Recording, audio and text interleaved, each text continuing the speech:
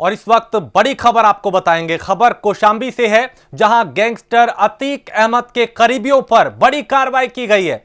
कौशांबी में अतीक के करीबी पर प्रशासन की बड़ी कार्रवाई हुई है और अतीक के साले के आलीशान बंगले पर प्रशासन का बुलडोजर चला है। कई बुलडोजर और जेसीबी मशीनों ने मकान को ध्वस्त किया। बिना नक्शा पास कराए आलीशान मकान का निर्माण किया गया था। प्रशासन को कुछ दिन पहले ही ध्वस्तीकरण का आदेश मिला था और कार्रवाई के दौरान पूरे इलाके को छावनी में तब्दील कर दिया गया था। भारी पुलिस फोर्स और पीएसी की मौजूदगी में ही एक कार्रवाई की गई। अतीक के करीबियों ने प्रशासन की कार्रवाई को गैर कानूनी बताया और कार्रवाई के खिलाफ कोर्ट जाने की तैयारी में है वो लोग। ये तस्वीर उस धराशाही मकान की जो बिना नक्शा पास कराए जिसका निर्माण कराया गया था।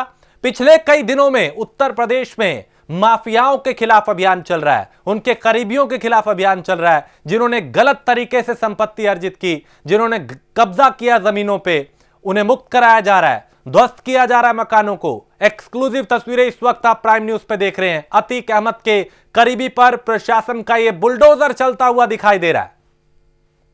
तो माफिया घोषित किए गए पूर्व बाहुबली सांसद अतीक अहमद और उसके गुर्गों पर प्रशासन की यह कार्रवाई जारी है, जहां प्रशासन उनकी अवैध और बेनामी संपत्ति को बुलडोजर के जरिए जमींदोज कर रहा है। इस कड़ी में आज प्रयागराज कौशांबी जिले के बॉर्डर पे सलाहपुर गांव में अतीक के भाई पूर्व विधायक अशराफ के ससुराल में बड़ी कार्रवाई की गई और यहां अतीक के साले मोहम्मद जैद के आलीशान बंगले को प्रशासन ने जमींदोज कर दिया। ये तस्वीरें इस वक्त एक्सक्लूसिव तस्वीरें आप प्राइम न्यूज पे देख रहे हैं, जहां पिछले कई दिनों से मुख्यमंत्री का जो हंटर है, प्रशासन का जो बुलडोजर है, वो माफियाओं के खिलाफ चल रहा है और उत्तर प्रदेश को कैसे उत्तम प्रदेश बनाना है, इस मुहिम को आगे बढ़ाया जा रहा है। चाहे पुलिस प्रशासन हो, वो भी लगातार एक्टिव है और अब पिछले कई दिनों में कई एनकाउंटर हुए जिसमें कई बदमाशों को ढेर किया, कईयों को सलाखों के पीछे पहुंचाया अपराध पे ताकि लगाम लगे। दूसरी तरफ माफियाओं पे भी नकेल कसी जा रही है, शिकंजा कसा जा रहा है, उनकी अवैध संपत्तियों को जब्त किया जा रहा है, ध्वस्त किया जा रहा है, कुर्क किया जा रहा है। जो सरकारी जमीनों पे कब्जे हैं उन्हें आजाद कराया जा रहा है, मुक्त कराया जा रहा है, ताकि इन बाहुबलियों का, इन माफियाओं का जो बोलबाला था उसे खत्म किया जा सके। उनके करीबियों पे कार्रवाई हो रही है। वो लोग जिन्होंने गलत तरीके से अपने मकान बनाए, संपत्ति को अर्जित किया, फिर चाहे वो बिना नक्शा पास कराए मकान बनाना हो या फिर सरकारी जमीन पे कब्जा करना हो या गलत तरीके से धोखाधड़ी करके रजिस्ट्री कराई हो, तो प्रशासन का जो हंटर है, जो बुलडोजर है, जो पंजा है, वो यहां माफियाओं के खिलाफ चल रहा है। तो अतीक के साले के आलीशान बंगले पर प्रशासन का यह बुलडोजर चलता हुआ दिखाई दे रहा है। मंशा साफ है कि अब बर्दाश्त नहीं किया जाएगा गलत गतिविधियों को, अवैध संपत्तियों को, कब्जे किए हुई जमीनों को अब बर्दाश्त नहीं किया जाएगा। एक्सक्लूसिव तस्वीरें इस वक्त प्राइम न्यूज आपको दिखा रहा है उस जमींदोज होते बंगले की जो बिना नक्शा पास कराए जिसका निर्माण किया गया था, यानी नियमों को ताक पे रख के। डीएस यादव इस वक्त हमारे साथ कौशांबी से सीधा जुड़े हैं, उनका रुख करते हैं। डीएस, आप ये बताएं कि पिछले कई दिनों में लगातार जो माफिया है, जो उनके करीबी हैं, उनके खिलाफ कार्रवाई की जा रही है। आज प्रशासन का बुलडोजर अतीक के जो करीबी हैं उन पे चला, आज यहां पे और क्या कुछ कार्रवाई हुई? देखिए, बिल्कुल बता दें कि प्रदेश की योगी सरकार ने माफियाओं पे शिकंजा कसना शुरू कर दिया है। प्रयागराज की बात करें तो बाहुबली पूर्व सांसद अतीक अहमद के गुर्गों के खिलाफ प्रयागराज प्रशासन ने बड़ी कार्रवाई की है। प्रयागराज और कौशांबी के बॉर्डर पे हटवा एक गांव पड़ता है जो बाहुबली सांसद अतीक अहमद के भाई अशरफ का साला है, जिसका नाम जैद बताया जा रहा है। हाँ। प्रशासनिक अधिकारियों का मानना है कि जैद गिरोह का बेहद कुख्यात सरगना था और शूटर का भी काम किया करता था।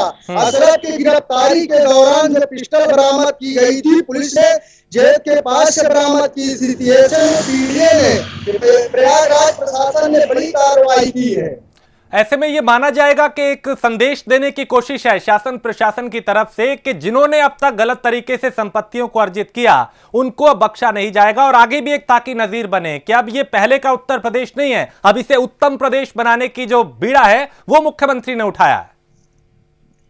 बिल्कुल साफ कहा जा सकता है कि योगी सरकार की जो मंशा हो, चाहे भ्रष्टाचार के खिलाफ हो, चाहे भूमाफियाओं के खिलाफ हो, सरकार ने स्पष्ट संदेश दिया है। कितना भी पावरफुल हो, कितना भी ताकतवर क्यों ना हो, अगर कानून व्यवस्था को बड़े हाथ लेगा तो उसके खिलाफ कठोर कार्रवाई की जाएगी।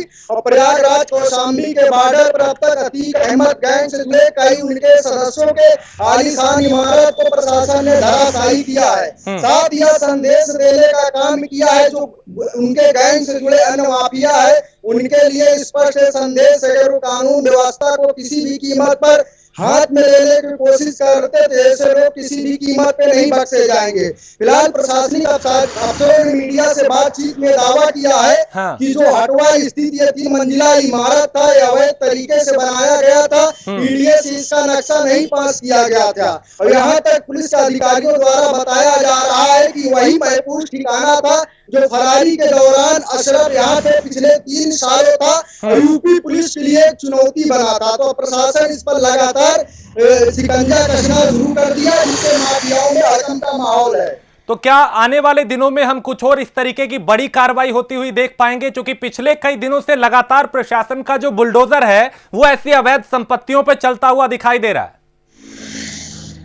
बिल्कुल ऐसे साफ कहा जा सकता है कि प्रयागराज प्रशासन ने जो विश्व सूत्र बताते हैं कि ऐसे आधा दर्जन लोग चिन्हित किए गए हैं जो प्रयागराज के अलावा निकटवर्ती जनपदों की बात करें तो फतेहपुर है, प्रतापगढ़, कौशाम्बी, इन जनपदों में उनके जो गैंग के सदस्य है, शातिर सदस्य जो हर तरीके से मदद करते हैं, नाजायज तरीके से काली कमाई से संपत्ति बना रखे थे, इन लोगों के खिलाफ चिन्हित किया जा रहा है। इनके खिलाफ प्रशासन ने कार्रवाई शुरू भी कर दिया, जिसकी वानगी आज कौशाम्बी और प्रयागराज के बॉर्डर पे देखने को मिली है, जहां भारी भरकम पुलिस फोर्स के साथ 3 मंजिला इमारत धराशायी किया गया है। डीएस यादव, आप ये भी बताएं कि जिस तरीके से प्रशासन ने ये कार्रवाई की है उसको ये लोग जिनका यहाँ पे इस संपत्ति को ध्वस्त किया गया वो ये कह रहे हैं कि गैर कानूनी काम किया, हमारे साथ गलत किया, हम कोर्ट जाएंगे, यानी उनको अपने किए पे अब भी कोई पछतावा नहीं है और आरोप प्रशासन पे ही लगा रहे हैं। देखिए, प्रशासनिक कार्रवाई के बाद तो आरोप प्रत्यारोप लगाना एक आम बात हो चुकी है। फिलहाल मामला जांच के परिवार के लोगों का यह मानना है कि पीडीए व प्रयागराज प्रशासन की तरफ से हमें किसी प्रकार की कोई नोटिस नहीं जारी की गई है। ऐसे में उनका दावा यानी परिजनों का यह आरोप कि प्रशासन बिना किसी सूचना के कार्रवाई करता है, जबकि इस पूरे मामले में प्रयागराज प्रशासन का दावा है कि इनको पूर्व में सूचना दी गई थी, लेकिन नोटिस का इन्होंने नियत तिथि में कोई जवाब नहीं दिया, जिसकी अग्रिम कार्रवाई की जा रही है। ठीक है डीएस यादव, मैं आपके पास फिर लौटता हूं। एक बार दर्शकों को तस्वीरें दिखाते हैं कि कैसे प्रशासन का बुलडोजर जो है वो इस आलीशान बंगले पर चला है, क्योंकि ये नियमों को ताक पे रख के बनाया गया था और उसी का आज जो खामियाजा है वो यहाँ पे दिखाई दे रहा है। तो बुलडोजर जो है पिछले कई दिनों में कई बार अवैध संपत्तियों पे चला है। एक्सक्लूसिव तस्वीरें इस वक्त आपको प्राइम न्यूज दिखा रहा है। तो कौशाम्बी में अतीक के करीबी का ये निर्माण जिसको ध्वस्त किया गया, नियमों को ताक पे रख के ये बनाया गया था बिना नक्शा पास कराए, जिसको प्रशासन ने आज बड़ी कार्रवाई की और पिछले कई दिनों में कई ऐसी कार्रवाइयां हुई हैं। यानी अब एक साफ संदेश देने की कोशिश है कि अब ना तो माफियाओं को बख्शा जाएगा ना ही अपराधियों को बख्शा जाएगा। प्राइम न्यूज एक्सक्लूसिव तस्वीरें इस वक्त आपको दिखा रहा है। कौशाम्बी की तस्वीरें जहां अतीक के करीबी का ये मकान था, ये बंगला था जो नियमों को ताक पे रख के बनाया गया था। इस उसमें कि कोई क्या बिगाड़ लेगा। प्रशासन और शासन को कुछ ना समझने वाले लोग जिन्होंने इसका निर्माण किया था, आज उनको ये संदेश गया है कि अब ये वो शासन प्रशासन नहीं है जो सब कुछ सहता रहा। अब सरकार बदल चुकी है, मुख्यमंत्री बदल चुके हैं और काम करने का जो तरीका है वो भी उनका बदल चुका है। तो गैंगस्टर अतीक के खिलाफ ये बड़ी कार्रवाई है। डीएस यादव मेरे सहयोगी इस पर बने हुए हैं।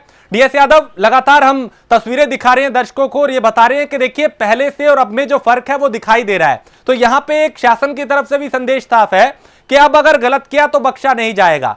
सरकार बदल चुकी है और उत्तर प्रदेश को उत्तम प्रदेश बनाने का जो सपना है उसे देख के ही आगे बढ़ा जा रहा है।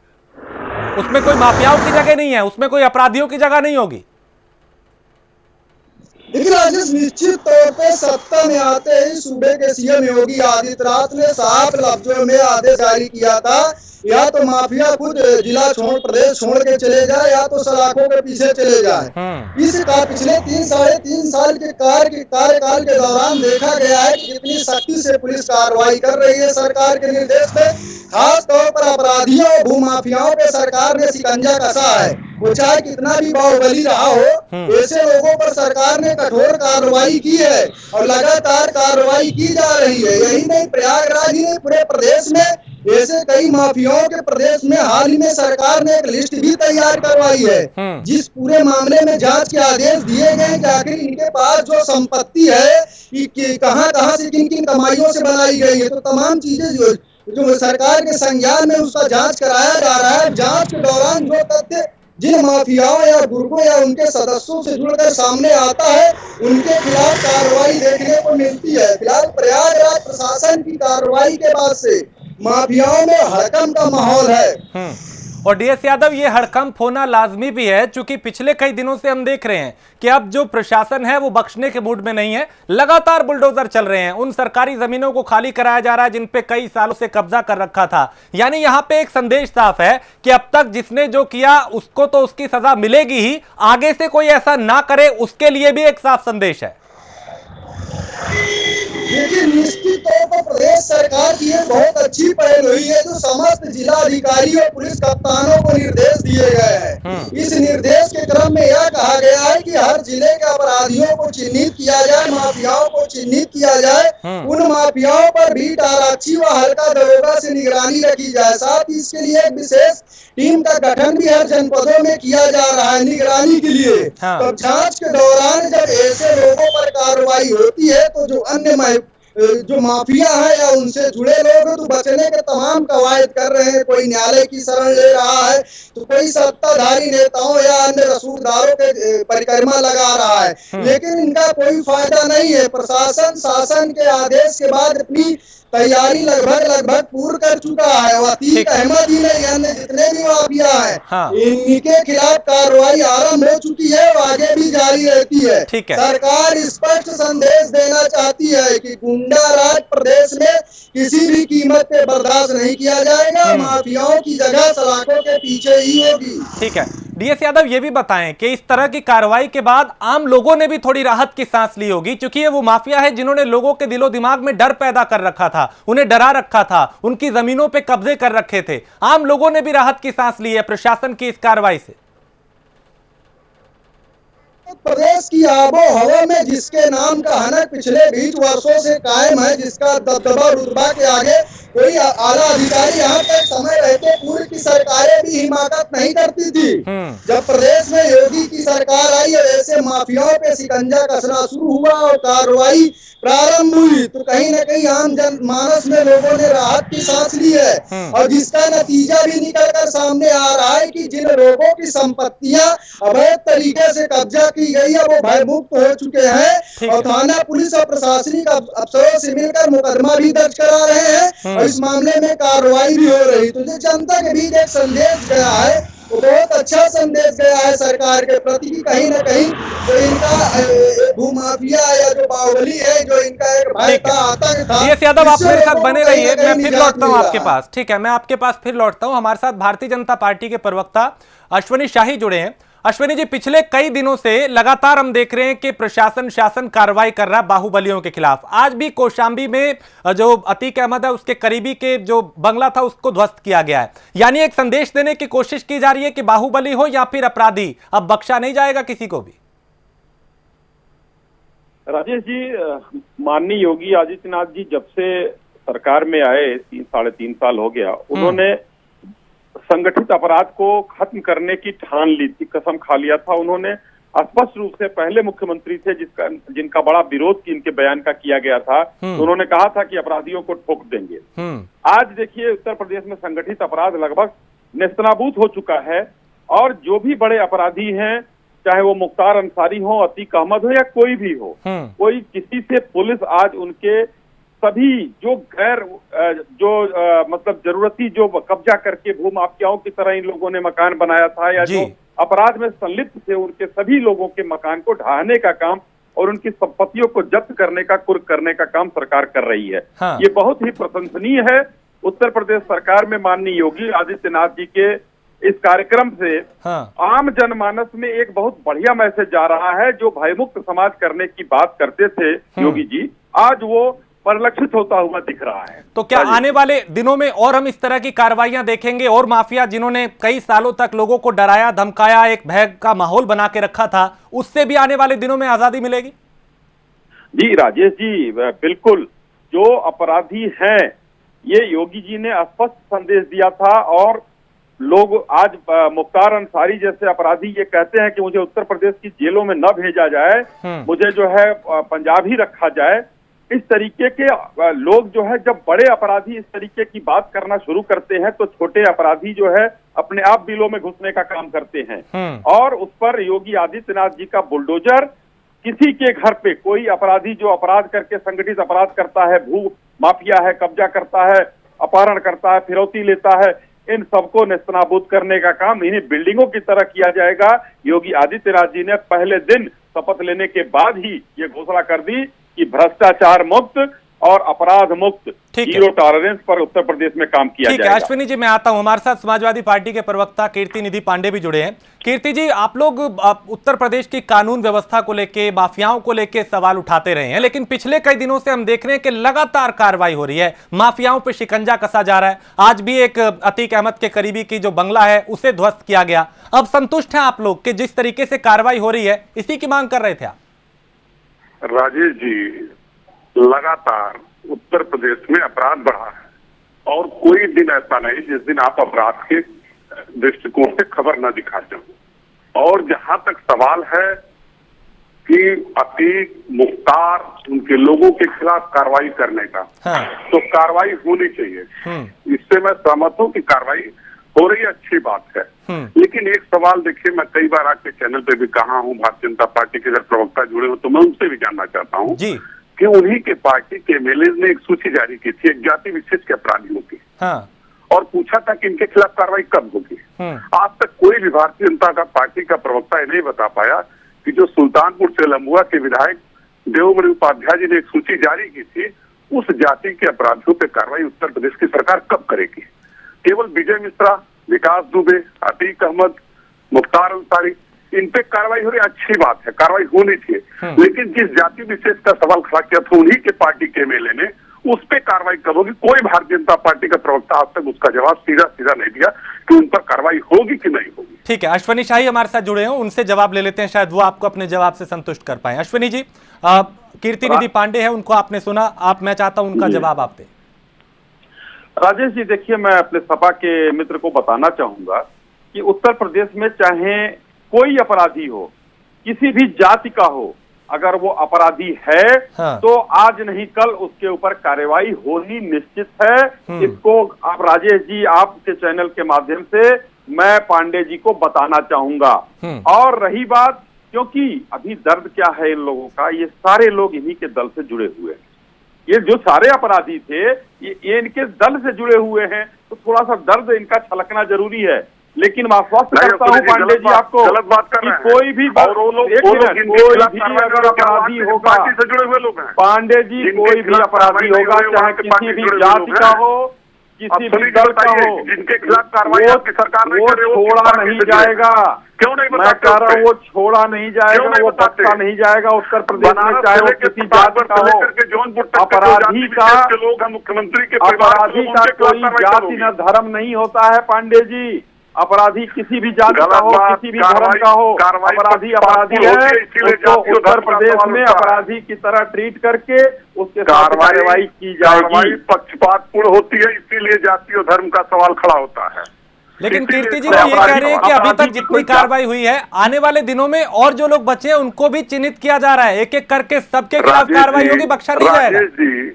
राजेश जी, इनके पार्टी के एमएलए ने सूची जारी किया था, समाजवादी पार्टी ने सूची नहीं जारी किया था, इनके पार्टी के एमएलए ने जारी किया था वो सूची। उसके बारे में सरकार आज तक खामोश है। क्यों नहीं बताती वो लोग अपराधी हैं कि नहीं है, उनके खिलाफ कार्रवाई होगी कि नहीं, तो उसका स्पष्टीकरण देना चाहिए लोगों को। तो उस पर तो जवाब देते नहीं। सबके खिलाफ कार्रवाई होगी। कार्रवाई तो जब मुख्यमंत्री जी शपथ लेते तब से कह रहे थे कि गुंडाराज में भ्रष्टाचार, आज यूपी में भ्रष्टाचार भी और गुंडाराज भी कायम है। लेकिन कीर्ति निधि पांडे, जो तस्वीरें और खबरें सामने आती हैं, क्योंकि देखिए नहीं, इसमें कोई शक नहीं कि जब आपराधिक खबर आती है वो भी हम दिखाते हैं, लेकिन जब कार्रवाई होती है वो भी दिखाएंगे। हाँ राजेश जी, कोई दिन आप बता दीजिए, आप बहुत सीनियर एंकर हैं, कोई दिन ऐसा हो जिस दिन उत्तर प्रदेश में लूट ना हो रही हो। सर अगर किसी भी दिन हत्या लूट होती है हम लगातार दिखाते हैं, सवाल भी पूछते हैं, आप लोग भी होते हैं चर्चा में। हाँ, लेकिन जब कार्रवाई होती है, चाहे अपराधियों को, देखिए यही उत्तर प्रदेश है, इससे भी नहीं निकाला जा सकता कि पिछले कई दिनों में कई एनकाउंटर भी हुए। राजेश जी सुनिए पहले मेरी बात, आपने जौनपुर का देखा, लाइव वीडियो चल रहा था तमाम चैनलों पे। हाँ, किस तरीके से हत्या हुई, एक पिता पुत्र को गोली मार दी गई, पुत्र मर गया, पिता घायल है। जौनपुर की घटना को आपने आज देखा? जी देखा भी, दिखाया भी, सवाल भी पूछे सर। हाँ, लेकिन अब लगातार अपराध भी बढ़ रहे हैं, इनकी हनक कहाँ है? नहीं, उससे नकारा नहीं जा सकता कि जो आपराधिक वारदातें हो रही है उससे नकारा नहीं जा सकता सर। लेकिन हम ये कह रहे हैं कि अगर ये कार्रवाइयां हो रही हैं, चूंकि अतीक अहमद ये जो बाहुबली हैं, जिन्होंने गुंडा अपना राज चला के इस तरीके से संपत्ति अर्ज की, सर ये 3 साल में नहीं बने, ये तब भी थे जब आपकी सरकार थी। राजेश जी, मैं तो कह रहा हूं कि अगर अतीक जी के खिलाफ, मुख्तार के खिलाफ, विकास दुबे के खिलाफ, विजय मिश्रा के खिलाफ कार्रवाई हो रही है, अगर ये लोग अपराधी हैं, संगठित अपराध करते रहे हैं, नाजायज तरीके से धन संपत्ति इकट्ठा की, अगर ये सरकार कार्रवाई करे तो सरकार को धन्यवाद, इस सरकार को बधाई तो दे रहा हूँ। ठीक बात। लेकिन जो सवाल हमारा है वो सवाल तो बनता है, वो सवाल तो पूछा जाएगा। राजेश जी, मैं बताना चाहूंगा, इस सपा के लोग जो है ये समस्या पर बात करते हैं, समाधान पर बात करती है भारतीय जनता पार्टी। भारतीय जनता पार्टी समाधान कर रही है और सभी लोग लाइन में लगे हैं। मैं कह रहा हूँ जाति धर्म अपराधी का नहीं देखा जाता है कहीं, तो ये लोग बांटने का काम करते हैं। मथुरा में जवाहर कांड को याद होना चाहिए, राम वृक्ष वाला कांड याद होना चाहिए करने वालों की। इनको देखिए, इनके जो जितने अपराधी, इनको कष्ट क्यों हो रहा है? ये जो पहले चिन्हित किए हुए अपराधी सब इनके दलों के MP MLA हैं, इसलिए इनको और जिनके खिलाफ कार्रवाई नहीं हो रही सब आपके दल के से जुड़े हुए लोग हैं, जिनके खिलाफ और कार्रवाई नहीं कर रहे हैं वो आपके जुड़े हुए लोग हैं। लेकिन ऐसा है, लोगों को बचाना चाहते हैं। कोई सर, ये सरकार बचाने का कोई काम नहीं कर रही है। पांडे जी, में मत रहिए। आपके सरकार में आपके सारे जिलाध्यक्ष जो हैं, जिले पर गुंडाई करते थे, उनको लाइसेंस मिला हुआ था माननीय मुख्यमंत्री के तरफ से आपके सपा के। वो जिलाध्यक्ष हमारे यहाँ भारतीय जनता पार्टी में वो काम नहीं होता है। और आज आप लोगों की बौखलाहट बता रही है कि हम लोग बहुत बढ़िया काम कर रहे हैं, संगठित अपराध खत्म करने का काम अगर भारतीय जनता पार्टी ने संकल्प किया है तो उसको कर रही है। बौखलाइए मत आप लोग, बहुत सभी अपराधी बच्चे हैं, चाहे वो किसी दल, किसी पार्टी, किसी जात के हो, कोई छोड़ा नहीं जाएगा। करने वालों की सूची उत्तर पांडे जी, कोई नहीं छोड़ा जाएगा, कोई सरकार भी कोई नहीं छोड़ा जाएगा। सकते केवल गोल मोल कोई नहीं छोड़ा जाएगा। मैं तो कह रहा हूँ सूची जारी करिए। चलिए क्यों नहीं जारी करती सरकार? ठीक है, कीर्ति निधि पांडे, सरकारों ने क्यों नहीं किया? बिल्कुल आश्वासन आपको दे रहे हैं कि आने वाले दिनों में कार्रवाई होगी। आप दोनों का बहुत शुक्रिया, से जुड़े अपनी बात रखी। लेकिन सवाल यही है कि जो सवाल उठ रहे थे उनका जवाब देने की कोशिश की जा रही है। अतीक के करीबी के खिलाफ ये बड़ी कार्रवाई की गई है, जिसके बाद कुछ प्रतिक्रियाएं भी आई हैं, वो सुनते हैं। अपराधी श्री जैद की संपत्ति है, इसका प्रयागराज विकास प्राधिकरण से मानचित्र स्वीकृत कराया गया, अवैध रूप से निर्माण कराया गया था। इसका विधिक ध्वस्तीकरण आदेश पारित है, इस क्रम में आज भवन को ध्वस्त कराया जा रहा है। घर वालों का कहना है कि बिना नोटिस के हम लोगों पर पूरी विधिक प्रक्रिया का पालन किया गया है। तो ये घर किसका है? श्री जैद का। अशरफ के साले हैं ये? हाँ, संभवतः उसके रिश्तेदारी में आते हैं। अच्छा, किस तरह की जमीन है और क्या नाजूक है? वो जमीन की अलग से जांच रिपोर्ट है, परंतु उसकी मुक्ता कार्रवाई मानचित्र स्वीकृत है। कार्रवाई के खिलाफ जहाँ भी पॉसिबल है, चाहे यहाँ से हाई कोर्ट से सुप्रीम कोर्ट तक जाना पड़ेगा, जाएंगे। क्योंकि ये मकान जो बना है किस्तों में बना है, किस्तों में इन द सेंस कि हम लोग बाहर रह रहे हैं और हमारी गाढ़ी कमाई का पैसा लगा है इसमें। हम लोग फॉरेन रहते हैं, सऊदी में रहते हैं। एक हमारा भाई वहाँ पे मैनेजर है, असिस्टेंट मैनेजर, वो 8 साल से, मैं खुद 11 साल से काम कर रहा हूँ। और अशरफ की शादी का जहाँ तक मामला है वो सिर्फ 6 साल पहले हुई है। ये घर हमारा 20 साल पहले का बना हुआ है।